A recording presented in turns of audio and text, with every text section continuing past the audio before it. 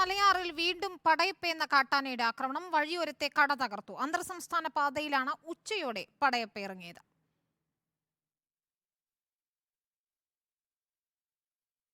ദൃശ്യങ്ങളാണ് പ്രേക്ഷകർ ഇപ്പോൾ കാണുന്നത്.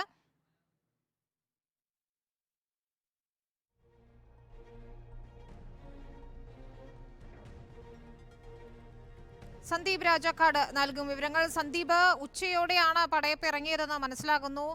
വഴിയോരത്തെ, അതായത് അന്തർ സംസ്ഥാന പാതയിൽ വഴിയോരത്തെ കടകളാണ് തകർത്തിരിക്കുന്നത്.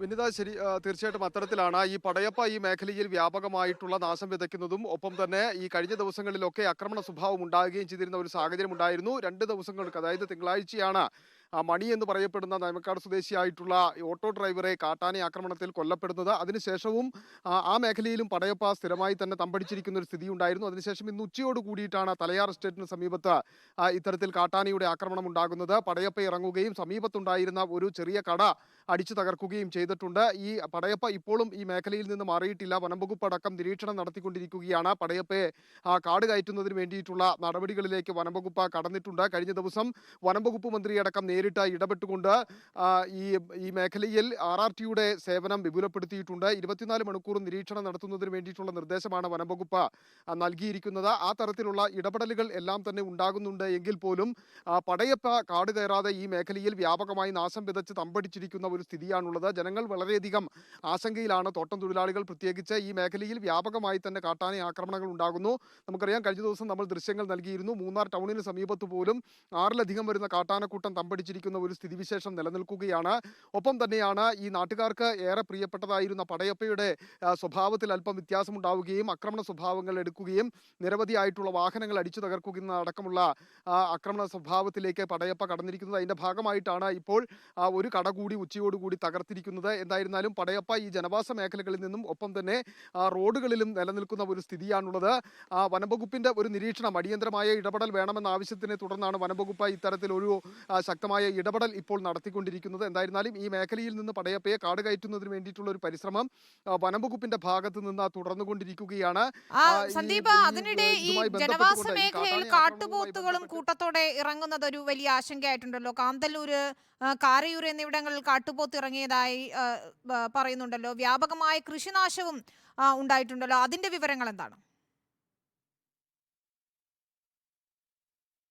വിനിത, തീർച്ചയായിട്ടും കാട്ടുപോത്തും അതുപോലെ തന്നെ ഈ കാട്ടുപന്നിയും കാട്ടാനയും എല്ലാം ഇപ്പോൾ ജനവാസ മേഖലയിൽ തന്നെ തമ്പടിച്ചിരിക്കുന്ന ഒരു സ്ഥിതിയാണുള്ളത്. അതിൽ ഏറ്റവും വലിയ ഉദാഹരണം എന്ന് പറയുന്നത് കീഴാന്തൂര്, കാന്തല്ലൂര്, കാരയൂര് എന്നിവിടങ്ങളിൽ ഈ 3 പ്രദേശങ്ങളിലും ജനവാസ മേഖലയിൽ 100 കണക്കിന് വരുന്ന കാട്ടുപോത്തിൻ കൂട്ടമാണ് തമ്പടിച്ചിരിക്കുന്നത്. ഇവിടെ ഏക്കർ കണക്കിന് കൃഷിവിളകൾ വ്യാപകമായി നശിപ്പിക്കുന്ന ഒരു സ്ഥിതി ഉണ്ടായി. ഈ ജനങ്ങൾക്ക് സുരക്ഷിതമായി നടക്കുവാൻ കഴിയാത്ത ഒരു സാഹചര്യത്തിലേക്ക് കാര്യങ്ങൾ എത്തിയതോടെ നാട്ടുകാർ പ്രതിഷേധവുമായിട്ട് രംഗത്തെത്തുന്ന ഒരു സ്ഥിതി ഉണ്ടായിരുന്നു. നാട്ടുകാരുടെ ആ പ്രതിഷേധം ശക്തമായതിനെ തുടർന്നാണ് ഇന്ന് വനംവകുപ്പ് ഈ മേഖലകളിലേക്ക്, ജനവാസ മേഖലകളിലേക്ക് എത്തുകയും ഈ കൂട്ടത്തോടെ തമ്പടിച്ചിരിക്കുന്ന കാട്ടുപോത്തുകളെ കാട് കയറ്റുന്നതിന് വേണ്ടിയിട്ടുള്ള ഒരു പരിശ്രമം ഇപ്പോൾ തുടങ്ങിക്കഴിഞ്ഞിരിക്കുകയാണ്. അതിന്റെ പ്രവർത്തനങ്ങൾ ഇപ്പോഴും ഈ 3 മേഖലകളിലും നടന്നു വന്നിരിക്കുന്നു. കുഞ്ഞുങ്ങളടക്കമുള്ള കാട്ടുപോത്തിൻ കൂട്ടമാണ് ഈ മേഖലയിൽ വ്യാപകമായി തമ്പടിച്ചിരിക്കുന്നത്.